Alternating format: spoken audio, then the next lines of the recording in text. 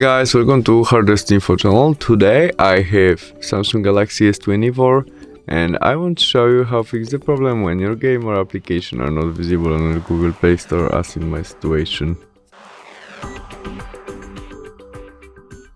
When you have the same problem as mine, go back to the main menu and tap on your photo on the right corner. In it, choose Settings, Family and Parental Controls.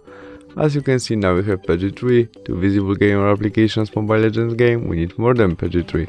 To change it, tap on it, enter our connect pin to parental control, and we can easily change it from page 3 to maybe allow all included underrated, confirm by others, and save.